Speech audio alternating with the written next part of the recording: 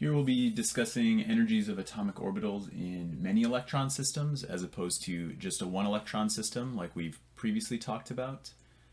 Likewise, we are going to talk about a couple different rules and principles in electron configurations like the Pauli exclusion principle, the Aufbau principle, and Hund's rule, and then general rules and examples for writing electron configurations.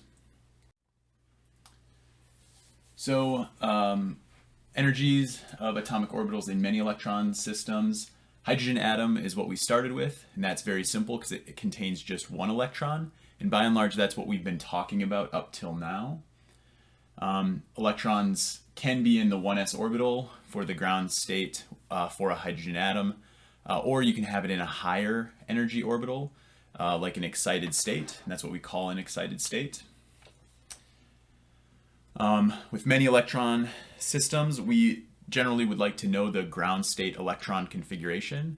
So that is where those electrons are in those various atomic orbitals. And that will be based on the number of electrons that are present in that system, now that we have more than one electron.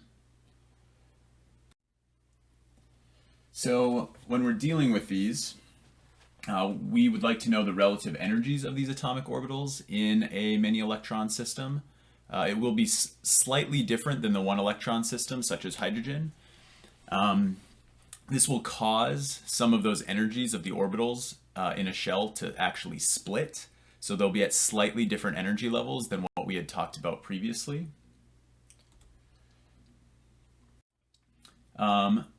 This is what this new electron configuration would look like. So before we had all of the principal quantum numbers on the exact same energy level. Now that we have a multiple electron system, some of these orbitals will split. So you can take a look at the 2s orbital. It's actually slightly lower in energy than the 2p orbitals, even though we had said prior that they would be at the exact same energy level. And you can see as we go up, there's actually even a greater discrepancy, even to the point where the principal quantum number isn't the best predictor of energy. So the 4s is actually slightly lower in energy than the 3d, even though previously we would have predicted the other scenario. This brings us to a few of those principles in when we are trying to create these electron configurations. First one's the Pauli exclusion principle. It's stating that no two electrons in a particular atom can have the same 4 quantum numbers. There's a few ways where this is typically seen, but let's say we have 2 electrons in an atom and they both of them have the same n, l, and m sub l values. So that would mean that they occupy the same orbital. They would then therefore have to have different values for their electron spin. So one of them is -1/2 and the other would have to be +1/2. If they were not indicated as such, that would be in violation of the Pauli exclusion principle. So because you have only 2 possible values for m sub s, no 2 electrons in the same orbital may have the same value. So this means you can only ever have 2 electrons in a particular atomic orbital. And those 2 electrons must be spin paired, meaning they have opposite spins.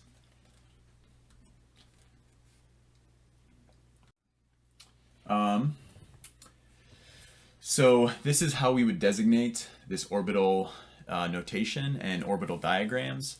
So in the beginning we have the principal quantum number, so that is 1, and then we would say s, and that will denote the angular momentum quantum number L. So L equals 0 in this situation since we have S. And then you'll have in a superscript the number of electrons in the orbital or that subshell. So this is the electron configuration way of writing out these orbitals. There's another way, and that is by showing the orbital with a box, and that's the bottommost examples. So you have a box, and that 1s1 is showing you that there's 1 electron in an s orbital. That box is the s orbital for the hydrogen, and we're drawing in that electron as an arrow. In this case, that arrow is spin up, so m sub s equals +1/2. You could add one more electron to that system, therefore making it helium. That would be a 1s2 electron configuration. And they would have to be spin paired. So you have two electrons there, an arrow up and an arrow down. When we show these in terms of boxes, that is called an orbital diagram. If we just write out 1s1 or 1s2, that would be an electron configuration. So another rule when we're creating these electron configurations is the Aufbau principle.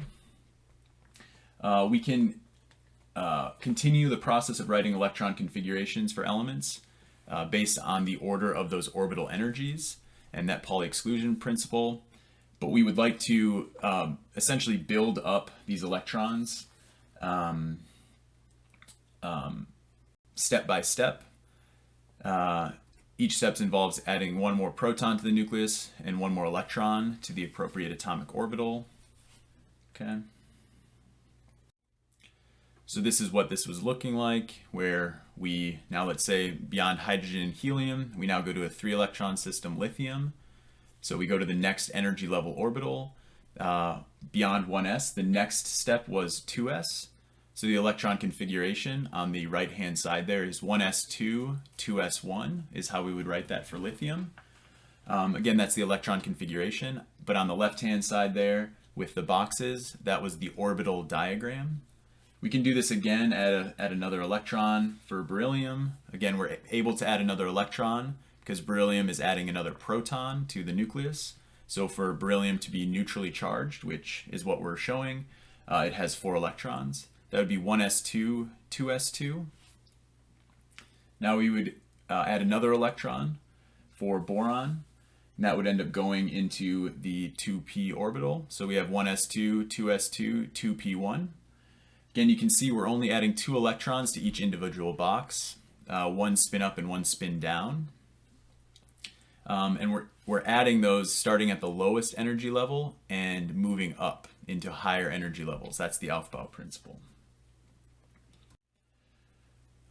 We have one more rule here, and that's Hund's rule, stating that the most stable arrangement of electrons in an orbital of exactly equal energy is the one in which the number of electrons with the same spin is maximized. So what this means in practice is if you would intentionally not pair electrons if you have other same energy orbitals.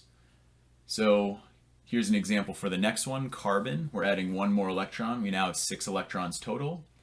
In the prior examples, we were pairing all of the even electrons. Here, we will actually put another spin-up electron in the box next to it, right, in the orbital next to it. So again, those 3 boxes for those p orbitals would be representing px, py, and pz. So we're putting just 1 electron in each of those. So since the 2p electrons are at the exact same energy level, we would choose to leave those electrons unpaired for now and only begin to pair them when we have to. This can only really be seen in the orbital diagram, which is the boxes. The electron configuration, which is all the way on the right, doesn't indicate which electrons are paired or not paired. That was the 1s2, 2s2, 2p2. So this would be the ground state electron configuration for carbon, showing in this situation that it has 2 unpaired electrons. We can add one more to nitrogen, and again, we choose not to pair that. That is Hund's rule. Now, only once we get to the next set of, only once we add one more electron would we then pair those electrons in the 2p orbital. So here are the next 3. So that next electron for oxygen is going to be paired, and then adding another for fluorine, adding yet another for neon. And now neon is totally filled in the orbitals that we've shown, 1s2, 2s2, 2p6. And you can see all of those electrons are filled now. So the general rules for when we are writing these electron configurations: electrons are going to reside in the available orbitals of the lowest possible energy. Okay, so we're going to start with the lowest possible energy and fill up. That's Aufbau's principle. Each orbital can accommodate a maximum of 2 electrons. This was due to Pauli exclusion principle. One of them has to be spin up, one of them is spin down. Then electrons will not pair in degenerate orbitals if an empty orbital is available. Degenerate orbital just means an orbital of the same energy. So those 3 orbitals that were in a 2p subshell, those were all considered degenerate. It means that they're at the same energy level. So they will preferentially not pair if there is an empty orbital available in that same subshell. This was Hund's rule. And orbitals will fill in the order indicated in this following figure. There's an easier way to do this, but and it will be based on just taking a look at the periodic table. But there is a figure that some of you may already be familiar with that is somewhat of a shortcut in knowing the relative energy levels of these orbitals in many electron systems. This is also a consequence of the Aufbau principle. So here you can draw a diagram like this, and you can follow the arrows as such. So you'd fill in the 1s first, then the 2s, then the 2p, then the 3s, 3p, 4s, 3d, 4p, 5s, 4d, 5p, 6s, so on and so forth. So this is maybe a diagram that you've seen in the past. You really do not need to know this diagram. Some of you are maybe already familiar with it, and that's partly why I'm showing it. But the periodic table actually has this diagram embedded in it already that I would preferentially use anyhow. So let's try one of these. Let's write an electron configuration and give the orbital diagram of a calcium atom, where calcium has 20 protons. Therefore, we would expect it to have 20 electrons.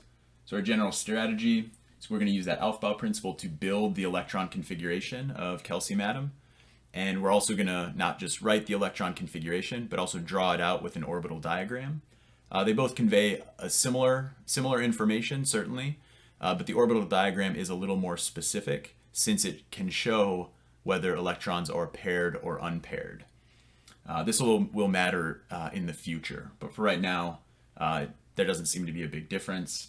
But we do want to distinguish between electron configuration and an orbital diagram. So to set this up, like we said, protons, there's 20 protons, and a calcium atom therefore has 20 electrons, assuming it is not an ion, right? It is just neutrally charged calcium atom. So here's how we would go about doing that. Here's how you could go about doing that, I would say. So we can use this diagram as shown prior, where you start with the 1s2. That can have, each box can have 2 electrons. So 1s2, 2s2, 2p6. Since a p orbital is L equals 1, therefore m sub L is -1, 0, and +1.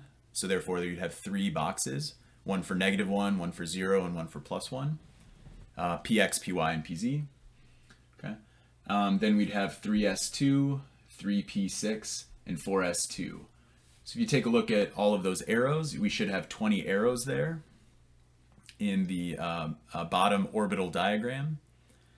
And in the top electron configuration, those subscripts must add up to 20 as well, indicating that there are 20 electrons. And I think if you take a look at that, you would see that that's the case.